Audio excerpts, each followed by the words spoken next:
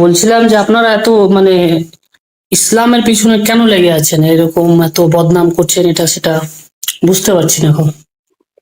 মানে কি আপনাদের লাভটা কি এখানে? কি বদনাম করছি? এই যে ইতিহাসের যে কাহিনীগুলো তুলে ধরছেন শুধু, নবী মানে 8 বছরে সেক্স করেছে। মানে আপনার নবী যে কাফের মেরে তাদের মা বেটিকে তুলে এনে গনিমতের মাল হিসেবে রেপ করতো, এগুলা কেন আমি বলছি? এটা আপনার অভিযোগ? হ্যাঁ, এটা আপনাদের লাভটা কি? তাহলে আমাদের লাভ কি? মানে তাহলে আপনাদের এই জিনিস যদি আমরা বলে মানুষকে বোঝাতে পারি, তাহলে আপনারা সেই কাজগুলো আর করতে পারবেন না। যেমন ধরেন, আপনারা 8 বছরের মেয়ে বিয়ে করতে চান, 6-7 বছরের মেয়ে বিয়ে করে 9 বছর বয়সে সেক্স করতে চান, এগুলো আপনারা করতে পারবেন না। এটা নিয়ে কথা বলে লাভ কি? মানে লাভ তো অবশ্যই আছে। আমাদের সমাজে এখনো বাল্য বিবাহ, এই যে আপনাদের যে মানে বুড়া খাটাস গুলা, আপনাদের নবীর উম্মত বুড়া খাটাস গুলা, যে বাচ্চা বাচ্চা মেয়ে বিয়ে করে তাদের সাথে মানে এই কাজ করে, এইটা বন্ধ করতে হবে আমাদের। এবং আপনারা যে জিহাদ করেন, আপনারা যে কাফের মারেন, কাফের কোপান, তারপর হচ্ছে গিয়ে কাফে মানে জিহাদের হুঙ্কার দেন, হ্যাঁ, সাম্প্রদায়িক ঘৃণা ছড়ান, মানুষে মানুষে ভেদাভেদ সৃষ্টি করেন, নারী বিদ্বেষী কথাবার্তা বলেন, হাজার হাজার ভিডিও ওয়াজে আপনারা প্রতিদিন জিহাদের হুঙ্কার দেন, আপনারা নারী বিদ্বেষী কথা বলেন, সাম্প্রদায়িক কথা বলেন। এগুলোর বিরুদ্ধে আমরা কথা বলবো না? আপনারা তো সমাজে অশান্তি সৃষ্টি করে রাখছেন। আপনারা তো সারা পৃথিবীতে জঙ্গিবাদ কায়েম করে রাখছেন। মানুষ তো ভয় পায়, এই আল্লাহু আকবার শুনলেই মানুষের বুকে একটা ধাক্কা লাগে, এই তো মনে হয় একটা বোম ফাটলো। হ্যাঁ, বলেন তো ভাই, আপনি মানে নিউ ইয়র্ক এয়ারপোর্টে নাইমা আল্লাহু আকবার বলে চিৎকার করতে পারবেন? না, এই ব্যাপারে তো আমার ঠিক জানা নেই, করতে পারবো কিনা। না না, আপনার সাহসে কুলাবে কিনা? মনে করেন এয়ারপোর্টে নাইমা সিকিউরিটি মানে ক্রস করার সময় আপনি জোরে চিৎকার করবেন, আল্লাহু আকবার বলে চিৎকার করবেন। এটা চিৎকার করলে সাথে সাথে আমি গ্যারান্টি দিয়ে দিতে পারি আপনাকে, আপনার সাথে কোনো কথা না বলে আপনাকে শুট করা হবে। আপনার একদম কপালের মাঝখানে, দুই চোখের মাঝখানে শুট করা হবে, যেন আপনি কোনো সুইচে চাপ দিতে না পারেন, কোনো কিছু শব্দ না করতে পারেন, কোনো কথাবার্তা বলা হবে না, জাস্ট শুট করা হবে আপনাকে। বলেন তো ভাই, কেন এটা করা হয়? এটা তো ঠিক জানা নেই কেন করা হয় নিউ ইয়র্কের ব্যাপারটা। আপনি জয় শ্রীকৃষ্ণ বলে কিন্তু চিৎকার করলে কিন্তু কেউ কিছু করবে না, বা হালুলুইয়া বললে কিন্তু কেউ কিছু করবে না। জাস্ট আপনি যদি আল্লাহু আকবার বলে চিৎকার করেন নিউ ইয়র্ক এয়ারপোর্টে বা আমেরিকার যে কোনো বেশিরভাগ এয়ারপোর্টে বা ইউরোপের বেশিরভাগ এয়ারপোর্টে আপনি যদি আল্লাহু আকবার বলে চিৎকার করেন 2-3 বার, সাথে সাথে আপনাকে পুলিশ শুট করবে। একদম মানে একদম মেরে ফেলবে, সাথে সাথে মেরে ফেলবে আপনাকে, যেন আপনি আর কোনো নড়াচড়া পর্যন্ত করতে না পারেন। এই কাজটা কেন করে, তারা করবে এটা? মানে আপনি আইডিয়া করতে পারেন যে এই কাজটা কেন তারা করে? এটা কি আদৌ হয় না এমনি? এরকম কোনো বাস্তব প্রুফ আছে যে এরকম শুট করে দিবে বা এরকম কিছু? একদম বাস্তব প্রুফ আছে। আল্লাহ আকবার মানে এমন কি, আপনার দাড়ি টুপি দেখলে আপনার 10 বার ন্যাংটা করে চেক করবে, এরকম বাস্তব প্রুফ। ভারতের বিখ্যাত অভিনেতা শাহরুখ খান পর্যন্ত আমেরিকাতে গিয়ে মানে ধরা পড়ছিল। আমেরিকাতে গিয়ে মানে তাকে কত 8 ঘন্টা না 16 ঘন্টা তারে বসায় রাখছে, বসায় রেখে জামা কাপড় খুইলা চেক করছে, ন্যাংটা করে পাছার ভিতরে ইয়া ঢুকায় চেক করছে, জাস্ট কারণ তার একটা মুসলমান নাম আছে। ভাই, এই জিনিসগুলো তো জানা থাকার কথা, এগুলো তো অজানা থাকার কথা না কারো। এটা তো আপনারও জানা থাকার কথা, যে এই যে আপনার নামের আগে মুহাম্মদ আর নামের শেষে ইসলাম থাকলে যে কি হয়, সেটা তো আপনার জানা থাকার কথা। ভাই, জানেন না এগুলো আপনি? না ভাই, এ ব্যাপারে তো ঠিক জানা নেই আমার। ও, জীবনে কোনোদিন ইউরোপ আমেরিকাতে যান নাই নাকি? হ্যাঁ ভাই, আলী ভাই, যান নাই কখনো? মিউট করে রাখছেন। না না, কোনোদিন আউট অফ কান্ট্রি যাওয়া হয়নি। আচ্ছা, মাঝে মাঝে গিয়ে একটু ঘুরে টুরে আইসেন, তাইলে আসলে তখন বুঝতে পারবেন যে মানে মানুষ কেন আপনাদেরকে আহ মানে এত আতঙ্কিত থাকে, আপনাদের সম্পর্কে এত আতঙ্কিত কেন? আচ্ছা, আপনি কি বাংলাদেশে থাকেন নাকি? না না, আমি ইন্ডিয়াতে থাকি। আচ্ছা, ইন্ডিয়াতে যে তাজ হোটেলে যে একটা আক্রমণ হইলো, সেটার কথা তো শুনছেন নাকি? হ্যাঁ হ্যাঁ, তাজ হোটেল আক্রমণ ছোটকালে শুনেছি। আচ্ছা, লস্করে তৈয়বা কি তারা কি করে এগুলো তো জানেন নাকি? লস্কর না, ওই ব্যাপারে ঠিক জানা নেই। তাহলে আমার একটা কোশ্চেন ছিল যে ইসলাম যদি জানেন না এতই ওই যে ঝামেলা। সারা সারা পৃথিবীতে যে জঙ্গিবাদী কাজ কারবার করতেছে, সারা পৃথিবীতে যে আল কায়দা, বোকো হারাম, হ্যাঁ, এটা নাম আইসিস, শুনেছি, আল এগুলোর নাম কায়দা। শুনেছেন তো? হ্যাঁ হ্যাঁ, এগুলো কিছু কিছু নাম শুনেছি। আচ্ছা, কয়েকটা মানে মানে অন্য ধর্মের টপ রেটেড সবচেয়ে জঙ্গি সংগঠনের নাম বলেন তো কয়েকটা। আমি জানি না, তবে ঠিক হিন্দুদের একটা আছে, আরএসএস নাকি আছে ইন্ডিয়াতে, এটা আর আরএসএস কি শুনেছি। আরএসএস কে তো কোনো পৃথিবীর কোনো দেশ তো আরএসএস কে জঙ্গি সংগঠন হিসেবে তালিকাভুক্ত করেছে এরকম তো আমি জানি না ভাই। কোন দেশ আরএসএস কে জঙ্গি সন্ত্রাসী জঙ্গি সংগঠন হিসেবে তালিকাভুক্ত করেছে একটু বলেন তো কোন দেশ করেছে?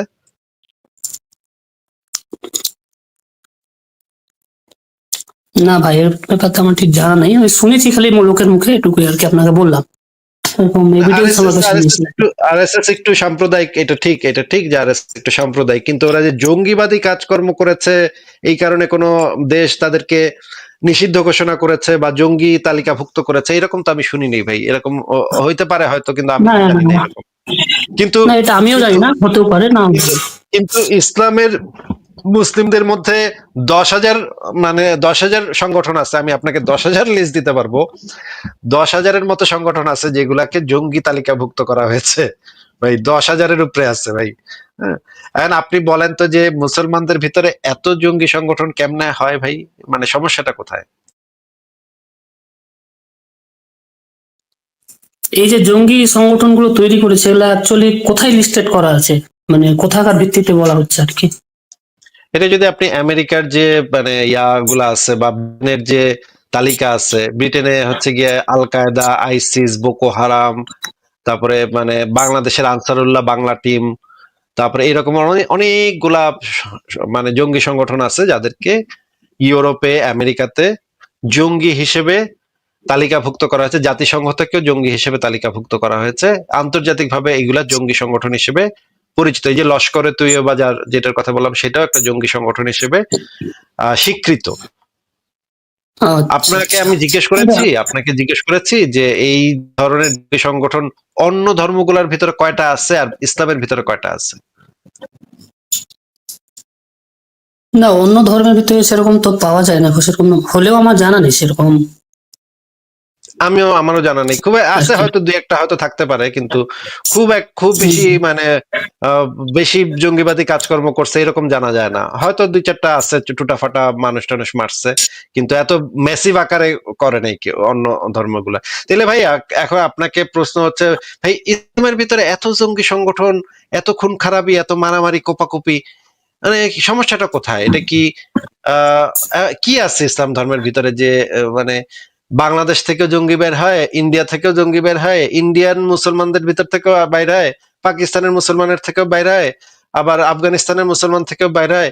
কি আছে ইসলাম ধর্মের ভিতরে এমন যে সব দেশেই দেখা যায় যে জঙ্গিগুলা বাড়িতেছে? সমস্যাটা কোথায় বলেন তো?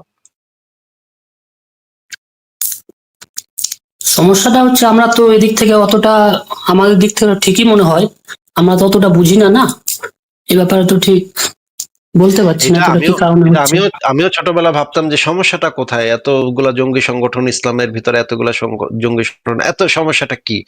ওরা কি নিশ্চয়ই মুসলমানদের সাথে সবাই খুবই মানে অত্যাচার করে মুসলিমদেরকে, এই কারণে মনে হয় মুসলিমদের মধ্যে কিছু কিছু জঙ্গি সংগঠন হয়ে গেছে, এটা আমি ভাবতাম। কিন্তু পরে আমি কোরআন হাদিস পড়া শুরু করলাম যে কোরআন হাদিসের ভিতরে কি আছে একটু দেখি। পরে আমি দেখলাম যে এই জঙ্গি সংগঠনগুলা হওয়ার মূল কারণটা হচ্ছে কোরআন হাদিস। কোরআন হাদিসের ভিতরে এই জিনিসগুলা দেয়া আছে, যেই কারণে এই জঙ্গি সংগঠনগুলো তৈরি হচ্ছে। আমি তো দেখলাম যে কোরআন হাদিস হচ্ছে সেই মূল সমস্যা। এখন এই কোরআন হাদিসের, এই কারণে আমরা সেই কোরআন হাদিসের বিষয়গুলা নিয়ে এসে আলোচনা করি এবং আপনাদের সামনে তুলে ধরি যে দেখেন আপনাদের কোরআন হাদিসে এই জিনিসগুলো আছে যেটা জঙ্গিবাদকে উস্কায় দেয় এবং জঙ্গিবাদকে প্রমোট করে। আমি আপনাকে সেই দলিলগুলা বের করে করে দেখাতে পারি যে যেই দলিলগুলাতে এই যে জঙ্গিবাদ, জিহাদ, কিতাল, খুনাখুনি, মারামারি, কাফের মারা, তাদের দখল করা, তাদের মা বেটিকে গনিমতের মাল বানানো, এইগুলা স্পষ্টভাবে দেয়া আছে কোরআন এবং হাদিসের মধ্যে। আপনি কি সেগুলা দেখতে চান?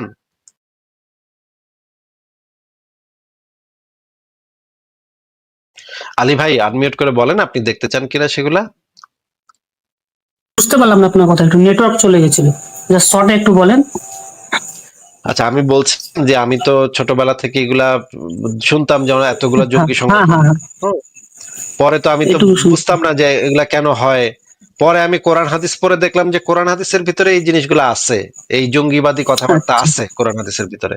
তাহলে আমি কি, আমার কি এটা দায়িত্ব না যে যেহেতু এই যে এই জঙ্গিবাদের বীজ, এই বীজটা লুকায় আছে কোরআন হাদিসের ভিতরে, তাহলে আমাদের কি উচিত না যে এই জিনিসগুলা নিয়ে আলোচনা করা, যুক্তি তুলে ধরা এবং সমস্যাটা সমাধান কিভাবে করা যায় সেইটার একটা পদ্ধতি বের করা?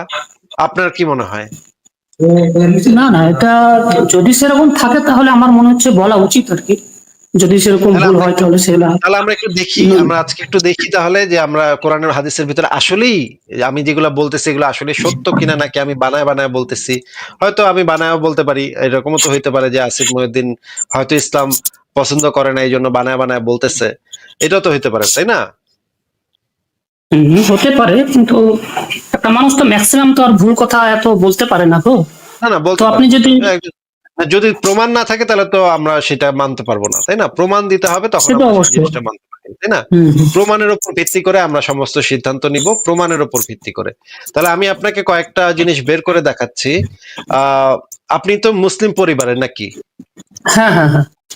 আচ্ছা, তাহলে আপনি আহ ইংরেজি তো বোঝেন, তাই না? হ্যাঁ, ইংরেজি মোটামুটি বুঝি। আচ্ছা, ঠিক আছে, তাহলে আমরা একটু কয়েকটা ভিডিও দেখি, দেখেন। আহ Jihad technically is divided into two types. In Arabic they call Jihad al-Dafa' and the second is Jihad al-Talab. Jihad al-Dafa' is what everyone agrees upon, which is the jihad based on defense. So when someone attacks you, you dafa'. Dafa' you find it in the doors idfa', meaning push. So someone attacks your country, attacks your family, what do? It's legitimate. Even the kuffar say you can do it. That is to defend yourself. This was found at the time of the Prophet ﷺ, and it's found until today. The other type of jihad is the one that everyone trying to hide. And it's called jihad al-talab. And this means that the jihad of pursuing, running after. And this jihad was at the time of the Prophet ﷺ.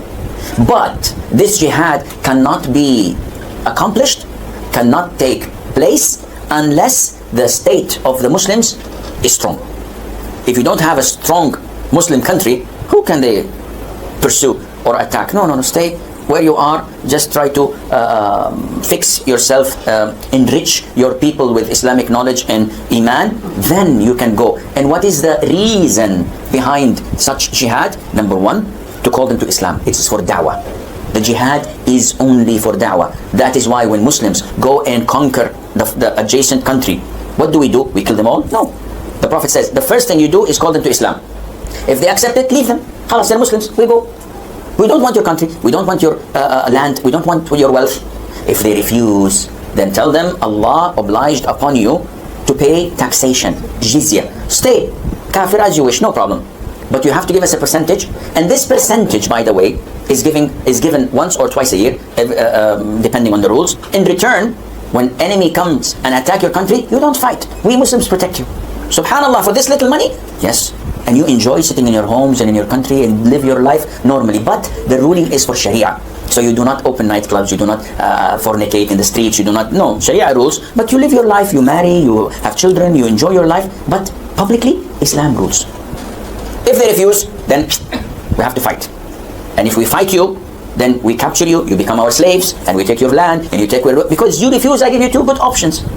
This is the strength of Islam. But nowadays, forget this. Maybe in the coming 40, 50 years, when the Muslims become strong as they're supposed to be, and they are focused and Islamically oriented. Now we're not Islamically oriented. We are money oriented. We want to live comfortably, have a good car, have a good house, have a good salary, and let everybody else die. I don't care. আচ্ছা, আমি আপনাকে যে একজন প্রখ্যাত আলেমের ভিডিওটা দেখালাম, তারা সে কিভাবে বলল যে যদি তারা রিফিউজ করে তারা আক্রমণ করবে, কাফেরদেরকে আক্রমণ করবে, ইসলাম গ্রহণ করতে বলবে। তারপর যদি তারা জিজিয়া দিতেও যদি রিফিউজ করে, তাহলে তাদেরকে গলার এখানে হাতটা নিয়ে ছিট করে দেখাইলো সে, এইভাবে তাদেরকে মেরে ফেলতে হবে। সেটা সে বলল, এই মানে প্রকাশ্যেই বলল, কোনো লজ্জা শরমও তার ভিতরে আমি দেখলাম না। তো এই হাদিসটা আমি আপনাকে একটু পড়ে শোনাতে বলবো। আপনি কি বাংলা পড়তে পারেন ভাই? হ্যাঁ, বাংলা পড়তে অবশ্যই পারি। আচ্ছা, তাহলে আমাদেরকে এই হাদিসটা একটু যদি পড়ে শোনাইতেন কষ্ট করে। রাসূলুল্লাহ সাল্লাল্লাহু আলাইহি সাল্লাম বলেছেন, মানুষ যে পর্যন্ত না আল্লাহ তাআলা ব্যতীত আর কোনো প্রভু নেই এ কথা স্বীকৃতি দিবে, সেই পর্যন্ত আমি তাদের বিরুদ্ধে যুদ্ধ করতে আদিষ্ট হয়েছি। আর যে ব্যক্তি বলল আল্লাহ ব্যতীত আর কোনো প্রভু নেই, সে আমার থেকে তার মাল ও রক্ত নিরাপদ করে নিল। আচ্ছা, এই কথাটার মানে কি আমাদেরকে একটু বুঝায় যদি বলতেন। এর মানেটা হচ্ছে, যেটা বোঝা যাচ্ছে যে যে আল্লাহকে অস্বীকার করবে তার বিরুদ্ধে আমি যুদ্ধ ঘোষণা করবো, এরকম একটা ব্যাপার।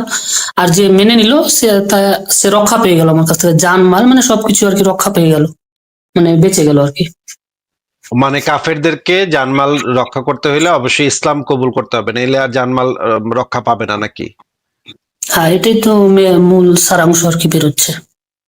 কিন্তু এটা তো একটা হুমকি হইলো, এটা তো একটা হুমকিমূলক কথা, তাই না? হ্যাঁ, নর্মালি দেখতে গেলে একটা হুমকি স্বরূপই, তবে তো বলা যাচ্ছে না নবীর সময় কি হয়েছিল।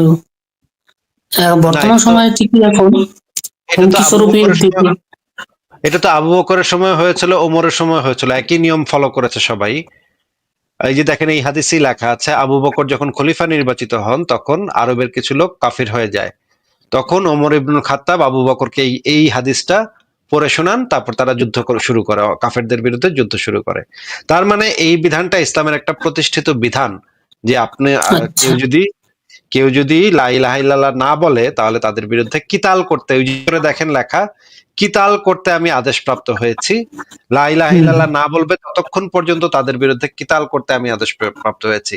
যতক্ষণ পর্যন্ত মানুষ লা ইলাহা ইল্লাল্লাহ না বলবে ততক্ষণ পর্যন্ত তাদের বিরুদ্ধে কিতাল করতে আমি আদেশ প্রাপ্ত হয়েছি। মানে কিয়ামত পর্যন্ত যতক্ষণ সব মানুষ লা ইলাহা ইল্লাল্লাহ না বলবে ততক্ষণ পর্যন্ত কিতাল করতে হবে, তাদেরকে কতল করে ফেলতে হবে। হয় তোরা ইসলাম কবুল করবি, নাহলে তোদেরকে কতল মাইরা তো ফেলবো। অন্যান্য আয়াতেও তো আবার শান্তির কথা বলা হয়েছে, তাহলে তো কিরকম হয়ে যাচ্ছে? তো এই হাদিসগুলো তো সহিহ। শান্তির কথা যেই কয়টা আয়াতে বলা হয়েছে কোরআনের, সেই হ্যাঁ। আয়াতগুলা মানসুখ হয়ে গেছে ভাই। যেমন ধরেন সূরা বাকারার 256 নম্বর আয়াত, সূরা কাফিরুনের 6 নম্বর আয়াত, এবং আরো 2-3টা আয়াত আছে, যে 2-3টা আয়াতে, সূরা মাইদার 32 নম্বর আয়াত, 2-3টা আয়াত আছে যে 3টা আয়াতে ভালো ভালো কথা বলা আছে, এটা সত্য। কিন্তু এই ভালো কথাগুলা বেশিরভাগই হয়েছে যখন মুহাম্মদের শক্তি সামর্থ্য কম ছিল, সেই সময় এই ভালো কথাগুলা মুহাম্মদ বলেছিল।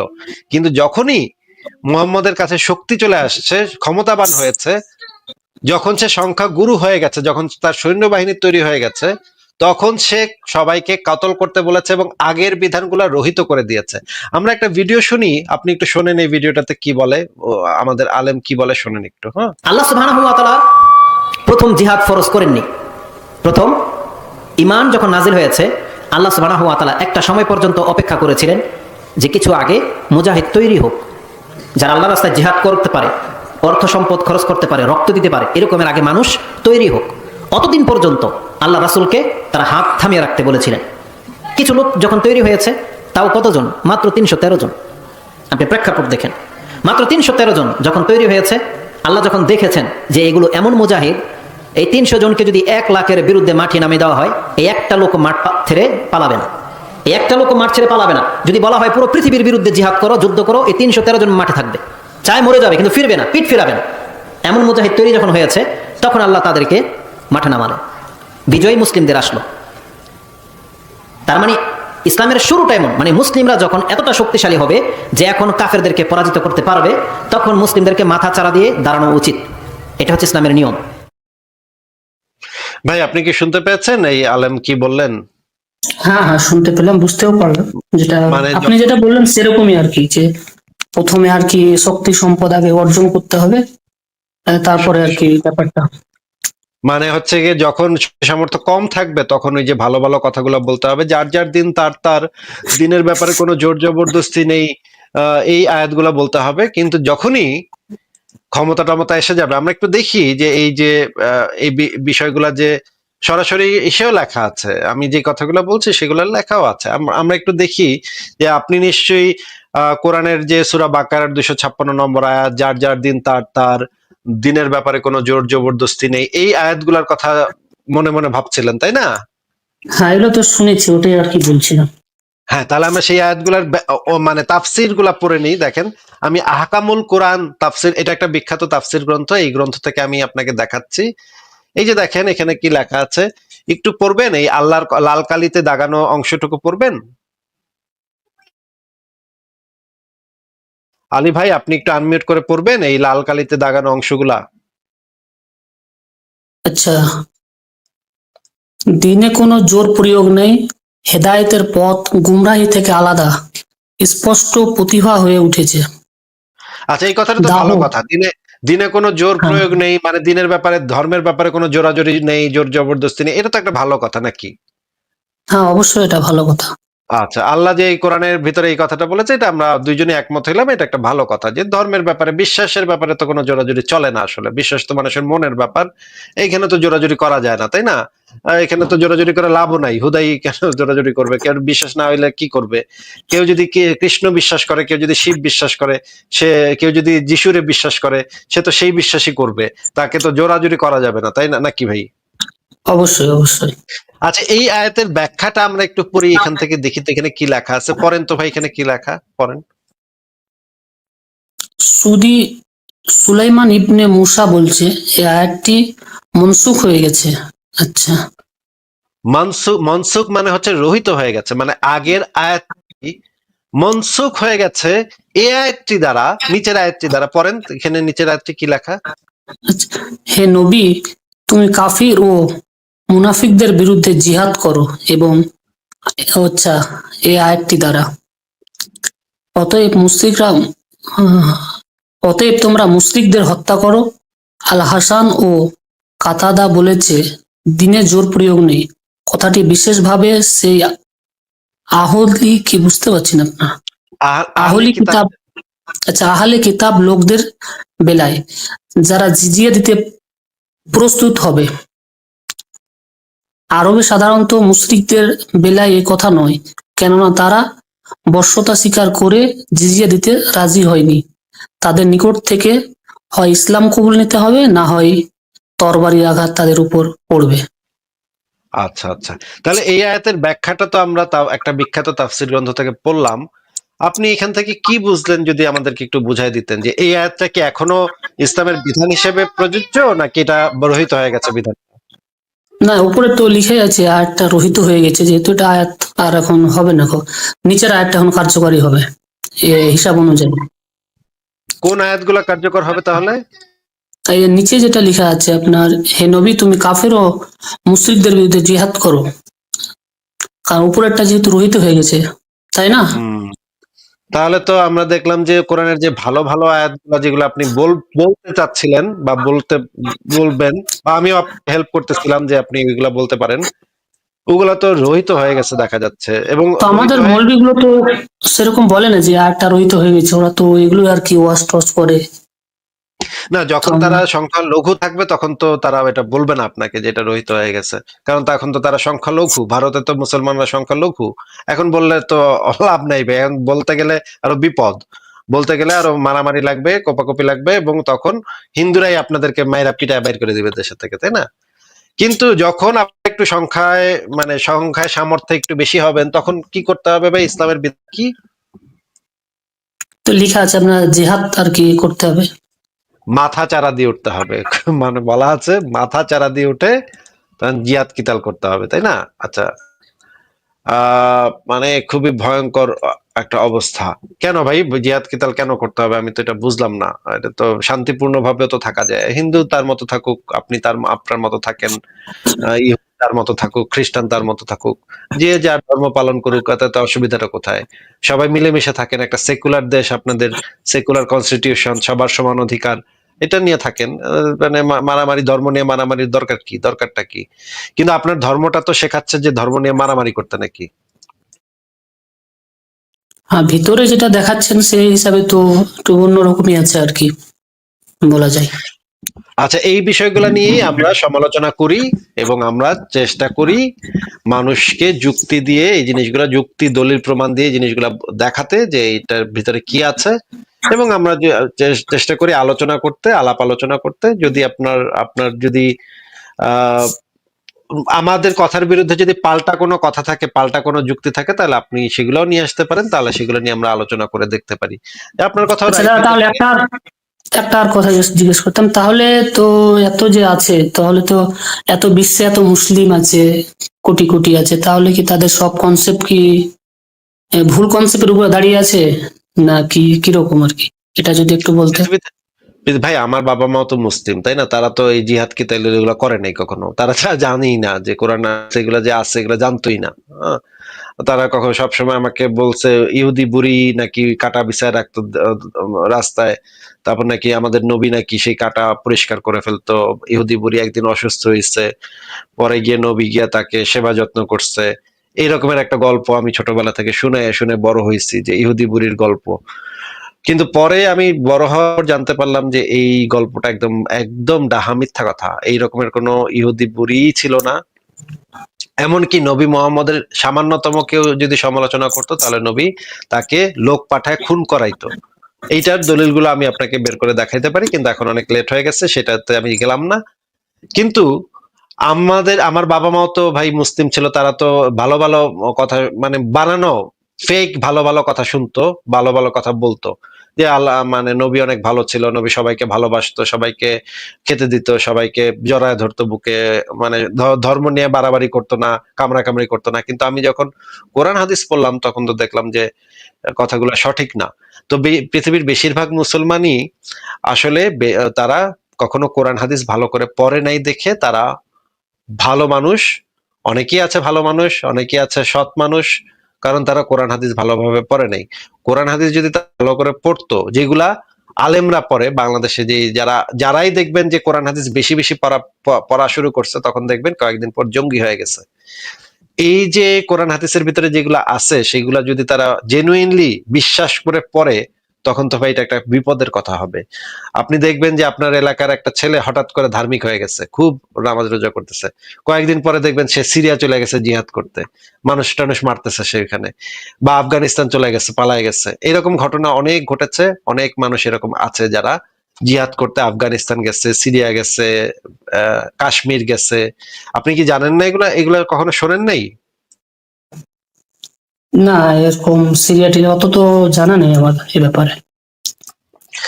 আমাদের মানে আমরা যে আমি যে বাংলাদেশে যেখানে থাকতাম, তার আশেপাশের লোক ছেলেপেলেই গেছে এইভাবে, সিরিয়াতে গেছে জিহাদ করতে। কিন্তু আমরা সাধারণ মুসলমানরা বেশিরভাগই এই মানে ধর্মের এই বিষয়গুলা ভালোভাবে জানে না, কারণ তারা কোরআনই কখনো ভালো করে পড়ে নাই। কারণ কোরআন তো আরবিতে লেখা, বাংলায় কোরআন তো বেশিরভাগ লোক পড়েই না, পড়েই দেখে না। ও কোরআন হাদিস যদি পড়ে দেখতো, তাহলে তো তারা বুঝতে পারতো। আবার অনেকে আছে যারা হচ্ছে গিয়ে পড়ে, কিন্তু তারা মনে করে ছোটবেলা থেকে যেটা শিখে আসছি সেটাই, সেটা নিয়ে এই ধর্ম নিয়ে এত বেশি চিন্তা করা যাবে না, চিন্তা করলে ইমানটা দুর্বল হয়ে যাবে, আমরা এগুলো নিয়ে এত বেশি ঘাটাঘাটি করব না, এগুলো বলে অনেকে। আবার অনেকে লোভের কারণে বা ভয়ের কারণে ধর্ম থেকে বের হয় না। কিন্তু পৃথিবীর অনেক মুসলমানই আছে যারা মানুষ হিসেবে ভালো, কিন্তু তারা এই জিনিসগুলো সমর্থন করে না, এই যে জঙ্গিবাদ, খুনাখুনি, সাম্প্রদায়িকতা, এগুলা সমর্থন করে না। কিন্তু ইসলাম কিন্তু সেটা বলে না ভাই। হ্যাঁ, আচ্ছা, আমি হয়তো মনে করি যে যেগুলো আর কি কি আমাদের মাথাতে যেটা ধরে, যেটা খারাপ কাজ বা করা উচিত হয়নি, সেগুলো আমরা যদি বাদ দিয়ে দিই, নর্মালি যদি চলাচল করি, তাহলে তো কোনো সমস্যা হবে না তো, হয়তো। হ্যাঁ, কিন্তু এই ভয়টা সবসময় থাকবে যে এই যে যারা এগুলা পড়তেছে, যারা বিশ্বাস করে এগুলা পড়তেছে এবং পরে হয় জঙ্গি হবে অথবা ভাই নাস্তিক হয়ে যাবে। হ্যাঁ, তো মাঝামাঝি কিছু থাকতে পারবে না তারা। তো এত যে আলেম টালেম যারা আছে, এত পড়াশোনা যারা করে, তারা তো কেউ নাস্তিক বা কিছু তো এরকম হয় না, দেখতে পাই না অতটা। আপনার কি সেরকম হয়, কিছু আছে? হয়, হয়, অনেকেই হয়, কিন্তু তারা অনেকে ইসলামের একটা বিধান হচ্ছে যে আপনি যদি ইসলাম ধর্ম ত্যাগ করেন, তাহলে আপনাকে মেরে ফেলবে তারা। এটা কি আপনি জানেন যে মুরতাদের শাস্তি কি? হ্যাঁ, এটা আমি শুনেছি, তবে তাহলে শুনেছি আগে শুনেছি। একজন মানুষ যদি মনে করেন ইসলাম ধর্ম ত্যাগ করতে চায়, এটার কি কোনো শান্তিপূর্ণ পদ্ধতি আছে যে আমি শান্তিপূর্ণ উপায়ে ইসলাম ধর্ম ত্যাগ করব? না না, সেদিক থেকে তো বলা যাচ্ছে না গো। তাহলে যদি আমার যদি এই ভয়টা থাকে যে আপনি আমাকে হয়তো মেরে ফেলবেন, আমি যদি ইসলাম ধর্ম ত্যাগ করার চেষ্টা করি আমাকে মেরে ফেলবেন আপনি, তাহলে তো ভাই আমি আপনাকে বলবো না যে আমি ইসলাম ধর্মে বিশ্বাস করি না। হয়তো আপনার পাশের বন্ধুই ইসলাম ধর্ম ত্যাগ করছে, সে তো আপনাকে জীবনে বলবে না যে সে ইসলাম ধর্ম ত্যাগ করছে, কারণ আপনি যদি তাকে ভাই জবাই করে ফেলেন, মানে ইসলামের বিধান এটা যে জবাই করে ফেলতে হবে তাকে। ঠিক আছে, ঠিক আছে আসিফ ভাই, পরে কথা হবে, একটু কাজ আছে, আবার পরে ঠিক আছে, আলোচনা ভালো হবে থাকেন। কোনো দিন। ঠিক আছে, তাহলে ঠিক আছে। বিদায় জানাচ্ছি আপনাকে, ভালো থাকেন। ঠিক আছে, পরের জনকে যুক্ত করি। আহ সৌরভ, আপনাকে যুক্ত করা হয়েছে। সৌরভ, আপনি বলেন। সৌরভ, হ্যালো। আপনি আনমিউট করে বলেন। হ্যাঁ, বলেন। আচ্ছা ভাই, কথা বাড়াই না, আশা করি আপনি ভালো আছেন। ইসলাম ধর্মে মেয়েদেরকে যে চাকরি করার এটার কি অনুমতি আছে কিনা একটু রেফারেন্সটা যদি দিতেন, আপনার সংসদ ডকুমেন্টে পাইছি না খুঁজিয়া।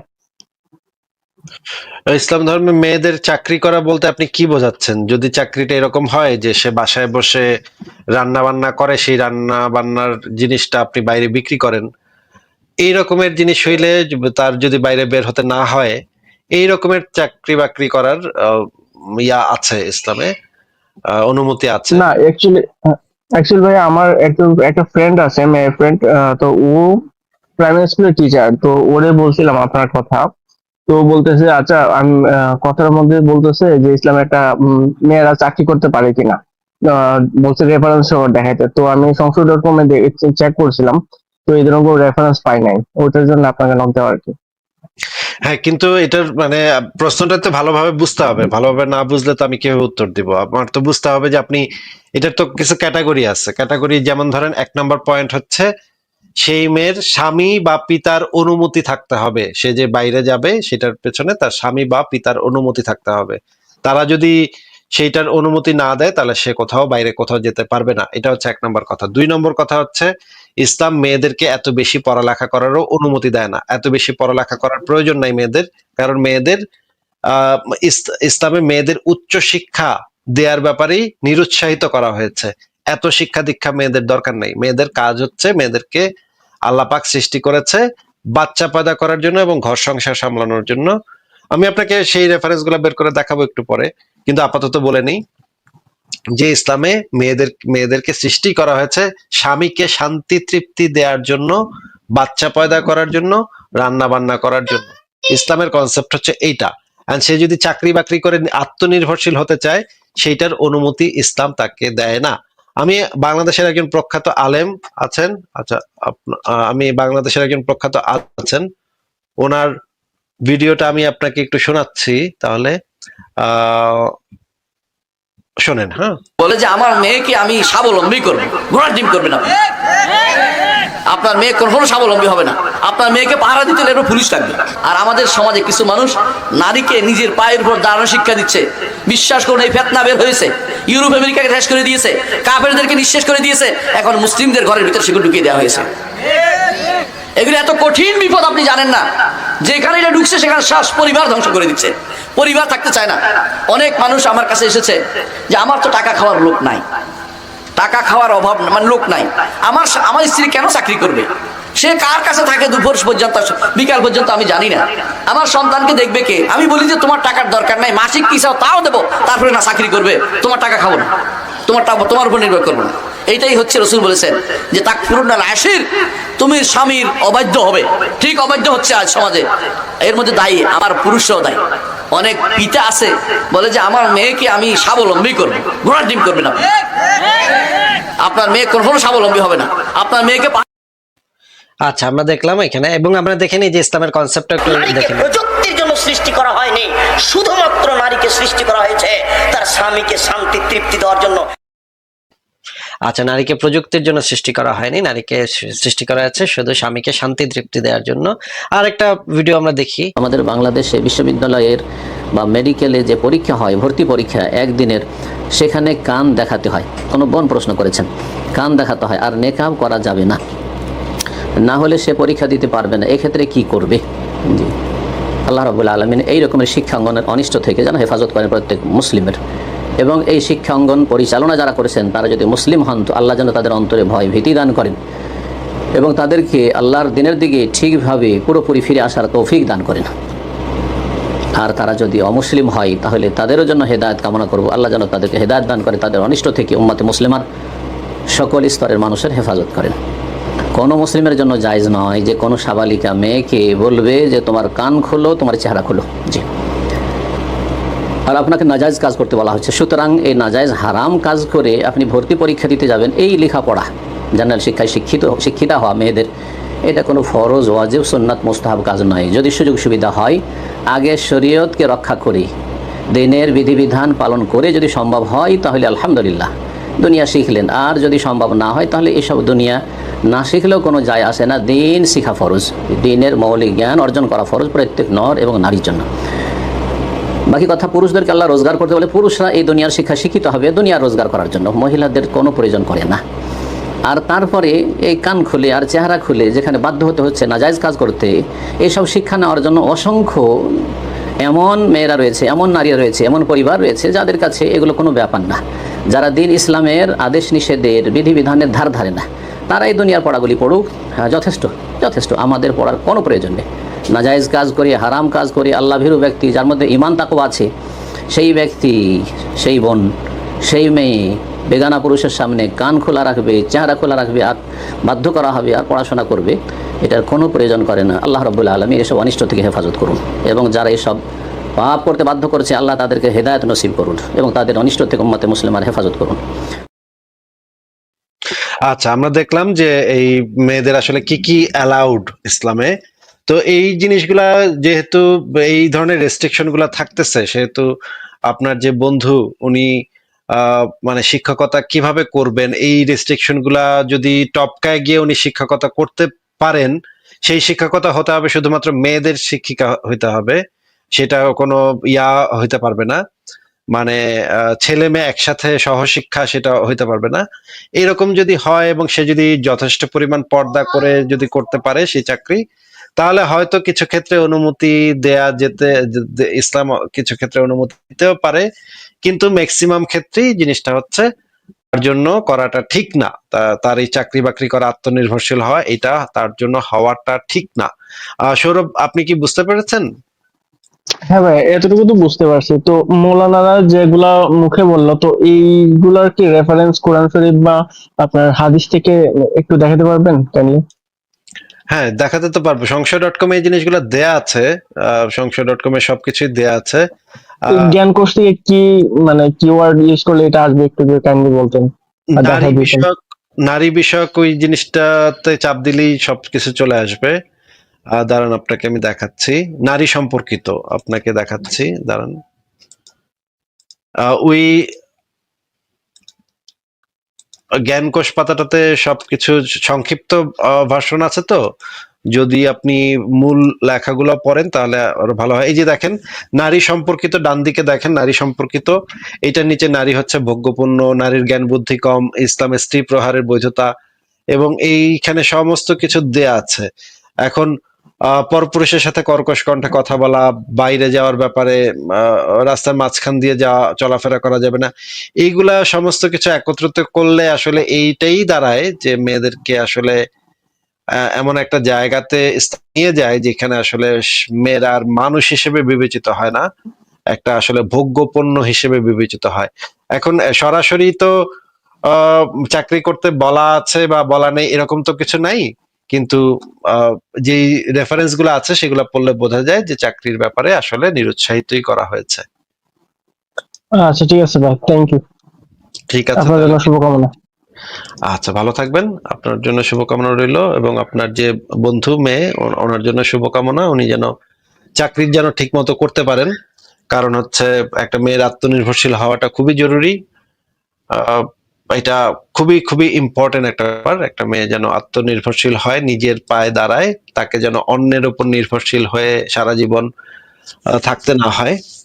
অন্যের উপরে যতক্ষণ আপনি নির্ভরশীল থাকবেন ততদিন পর্যন্ত আপনার আত্মসম্মান বোধ তৈরি হবে না, থাকবে না, এবং অন্যের গলগ্রহ হয়ে আপনার থাকতে হবে, এবং ফ্যামিলিতে যে একটা ডিসিশন মেকিং এর যে একটা জায়গা, সেখানেও আপনি কখনো যেতে পারবেন না। কারণ অর্থনীতির সাথে, আত্মনির্ভরশীলতার সাথে এটার একটা সরাসরি সম্পর্ক আছে। আপনি দেখবেন যে আপনি যখন চাকরি করেন না, ইনকাম করেন না, তখন পরিবারের কেউ আপনাকে আপনার মতামতের খুব একটা গুরুত্ব দেবে না। কিন্তু আপনি যদি হুট করে একটা খুব ভালো চাকরি পান এবং বাসায় যদি বাসার যদি বদলে যায়, মানে বাসায় আপনি এখন বিরাট একটা কন্ট্রিবিউশন করেন, মানে বাসার যে খরচ সেখানে আপনি একটা বড় একটা কন্ট্রিবিউশন করা শুরু করেন, হঠাৎ করে দেখবেন বাসার যে অন্য অন্য সদস্যরা আছে তারা কয়েকদিনের মধ্যে তাদের আপনার সাথে তাদের যে একটা মানে রিলেশন বা তাদের সাথে যে একটা কনভারসেশন, সবগুলোর ভিতরে আপনি দেখবেন একটা পরিবর্তন চলে আসবে যখনই আপনি অর্থনৈতিকভাবে স্বাবলম্বী, আত্মনির্ভরশীল, এবং আপনি যখন ফ্যামিলিতে কন্ট্রিবিউট করতেছেন, তখন দেখবেন ফ্যামিলির অন্যদের দৃষ্টিভঙ্গি পাল্টে যাবে।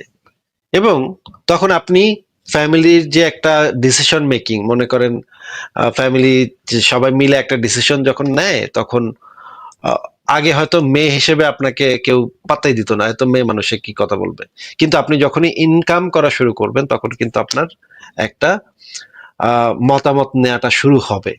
যে ও কি বলে, ও তো ফ্যামিলিতে একটা বড় কন্ট্রিবিউশন করতেছে, ওর এই বিষয়ে কি মত। এটা খুবই ইম্পর্টেন্ট একটা ব্যাপার, ফ্যামিলিতে ডিসিশন মেকিং এ পার্টিসিপেট করা এবং মতামত দেয়া। এটা খুবই ইম্পর্টেন্ট। আপনি যে কোনো একটা, আপনি একজন দেশের নাগরিক বা আপনি একটা ফ্যামিলির একটা অংশ, সমস্ত ক্ষেত্রেই আপনার পার্টিসিপেশনটা যেন থাকে সেখানে, আপনিও যে সেইটার একটা অংশ, এবং আপনি যে ডিসিশন মেকিং এ, এই যে যেমন ধরেন একটা রাষ্ট্রের নাগরিক হিসেবে আপনি যখন ভোট দেন, এটা আপনার একটা পার্টিসিপেশন, যে আমিও এই রাষ্ট্রের একজন অংশীদার, এবং আমিও এই রাষ্ট্রের কোনটা ভালো হবে কোনটা মন্দ হবে এই বিষয়ে আমি আমার মতামত দিচ্ছি। একইভাবে ফ্যামিলিতেও আপনি যখন এই মতামত দেওয়ার ইয়াটা অর্জন করবেন, তখন আপনি নিজেই দেখবেন যে আপনি একজন আত্মনির্ভরশীল, আত্মবিশ্বাসী মানুষে পরিণত হবেন। আস্তে আস্তে ধীরে ধীরে আপনার আত্মবিশ্বাস বাড়তে থাকবে, এবং এটা একজন মানুষ হিসেবেও একজন মানুষের মর্যাদাও বৃদ্ধি করে। তো আমি যেটা বলতে চাই যে প্রত্যেকটা মানুষের উচিত শিক্ষা দীক্ষা অর্জন করা এবং আত্মনির্ভরশীল হওয়া। বিশেষ করে মেয়েদের, ছেলেদের থেকেও বেশি দরকার মেয়েদের, কারণ মেয়েদের আত্মনির্ভরশীল হওয়াটা আরো বেশি জরুরি। কারণ আমাদের সমাজ যেহেতু একটা পুরুষতান্ত্রিক সমাজ, এখানে একটা মেয়ের যখন বিয়ে হবে, তখন তার স্বামী তার সাথে কি কি করবে এই জিনিসটা তো আমরা আগে থেকে জানি না, তাই না? এখন মেয়েটার যদি সারা জীবন যদি মেয়েটার এইরকমই অবস্থা থাকে, তার কোনো মানে ইনকাম নাই, তার কোনো, সে আত্মনির্ভরশীল না, তাহলে তার সারা জীবন সেই লাত্থিগুতা খেয়ে থাকতে হবে। স্বামী যতই লাত্থিগুতা দেখ, কিছু সে করতে পারবে না, তার ওই লাত্থিগুতা পায়ের কাছে বসে থাকতে হবে। সে কখনো প্রতিবাদও করতে পারবে না, কখনো আপত্তিও জানাতে পারবে না।